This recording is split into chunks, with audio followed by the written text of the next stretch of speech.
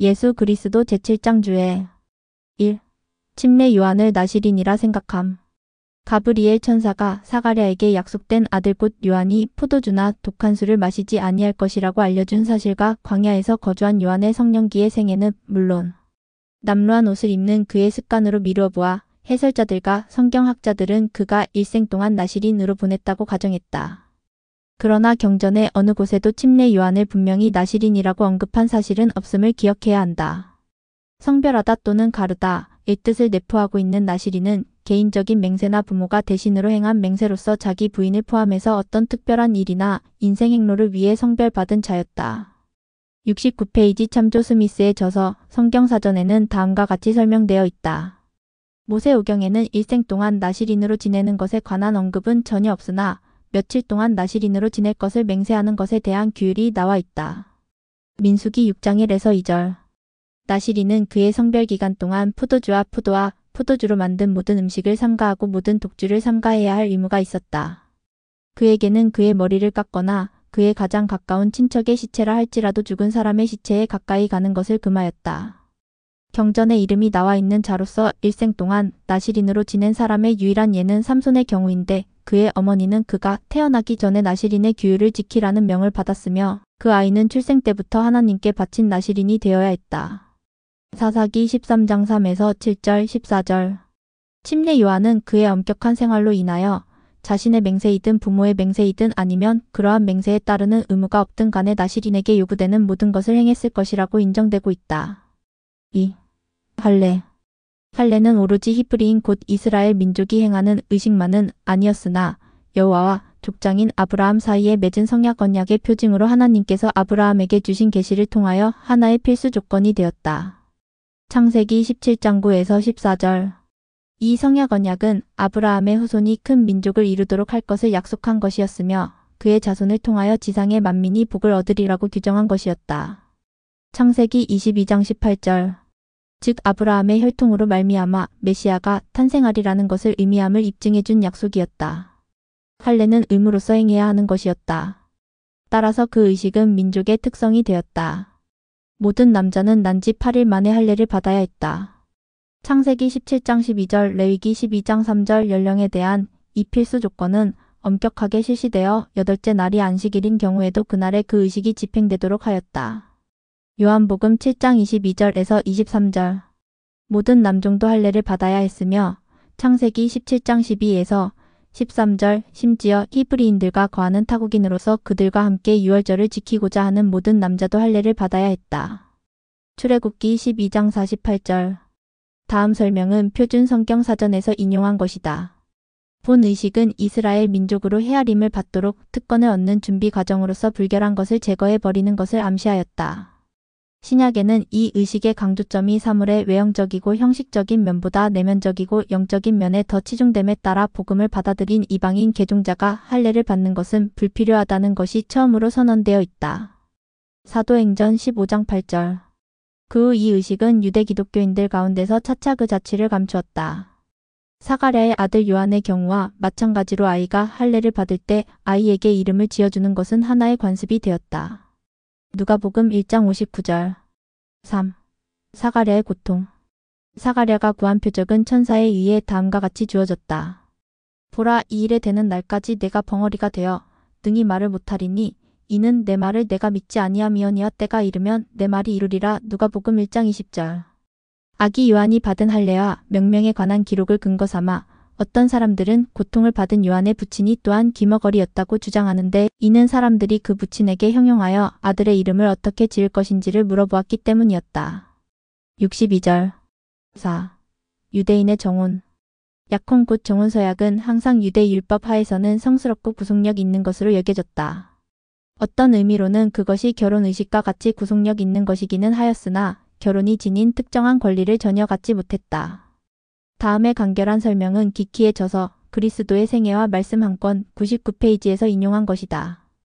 유대인에게 있어서는 마리아의 약속날이 나중에 실제로 약혼일이 되기는 하였지만 그보다 더 큰 의미를 지니는 것이었다. 정혼식은 신부의 집에 정혼식을 위해 마련된 천막이나 작은 닷집 속에서 공식적으로 축제와 함께 거행되었다. 그 의식은 가장 엄밀한 뜻으로는 그 후부터 신부가 그녀의 남편에게 바쳐졌기 때문에 바치는 의식이라 일컬어졌다. 정혼식을 합법적인 것으로 만들기 위해 신랑은 그의 정혼한 여자 곧 약혼녀에게 증인들 앞에서 돈 한 푼을 주거나 그만한 가치가 있는 물건을 주며 이렇게 말했다. 보라, 그대는 내게 정혼하였느니라. 또는 이와 비슷한 말과 처녀의 이름을 적은 공식적인 문서를 작성하여 똑같은 방법으로 증인들 앞에서 그녀에게 건네주었다. 요셉과 마리아의 계보. 두 복음서에 나와 있는 계보는 요셉의 계보이며 또한 우리가 요셉과 마리아의 혈연 관계에 관한 옛날의 전통을 신뢰한다면 이 요셉의 계보에 마리아의 계보도 포함되어 있다는 것은 거의 명백하다. 마리아가 다윗의 자손이라는 것은 사도행전 2장 30절과 13장 23절, 로마서 1장 3절과 누가복음 1장 32절에 암시되어 있다. 마태는 요셉이 다윗의 왕위를 물려받을 상속자로서 손이의 왕손을 통하여 이어온 합법적인 자손이라 설명하고 있으며 누가는 일반적인 자손 관계를 설명하고 있다. 이같이 스알디엘의 아버지는 나단 집의 상속자였으나 자식이 없는 고니아는 예레미야 22장 30절 손이 왕손의 혈통의 마지막 대표자였다. 세상에 알려지지 않은 이름을 빼어버리는 일가 반계를 무시하고 직계만을 기록하는 것은 일반적인 유대 관습이었다.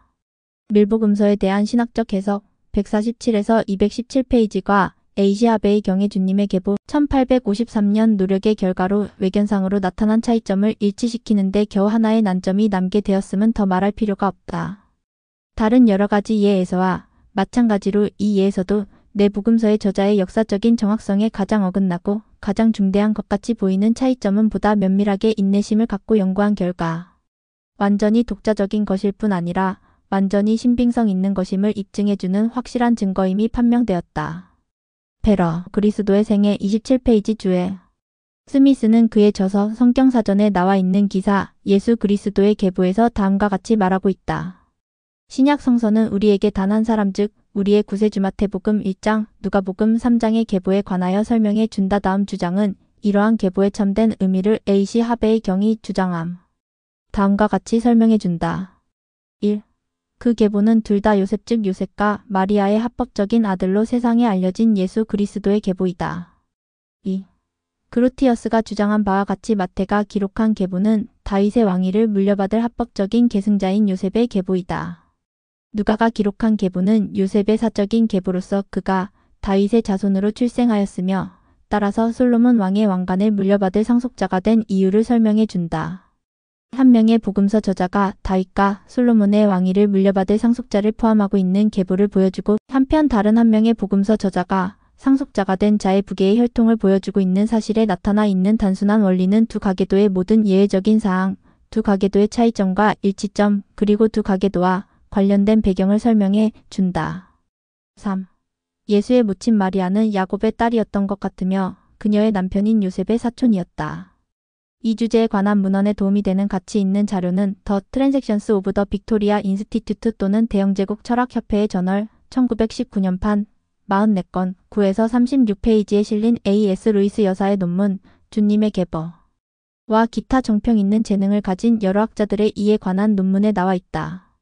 루이스 여사는 옛 시리아 말로 적힌 원고의 필사본 관한 권위자이며 1892년 시내산에 있는 성 캐더린 수도원의 도서관에서 사복음서 원고인 옛 시리아 말로 적힌 양피지 사본을 발견한 두 여인 중 하나이다.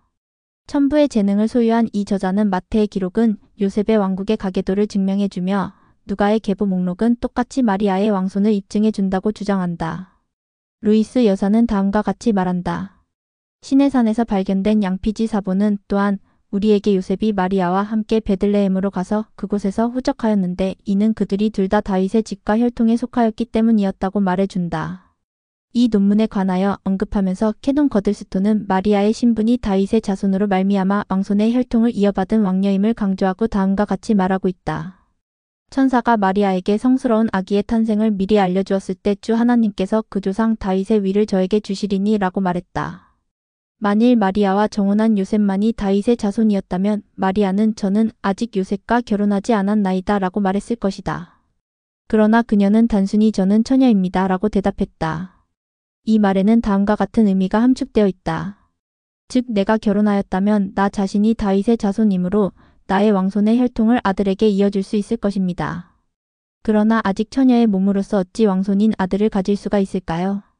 입양에 관한 유대 율법에 관하여 간략하게 언급한 후에 다시 말해서 함무라비 법전 188편에 만일 어떤 사람이 그의 양자에게 수공예를 가르치면 이로써 그 아들이 상속권의 모든 권리를 정당하게 갖는 자로 증명되는 것이라고 규정된 내용을 언급하고 나서 캐논 거들스톤은 다음과 같이 말하고 있다. 만일 다윗의 왕관이 헤롯 왕의 시대에 그의 계승자에게 넘겨주기로 지명되었다면 요셉의 머리에 씌워졌을 것이다.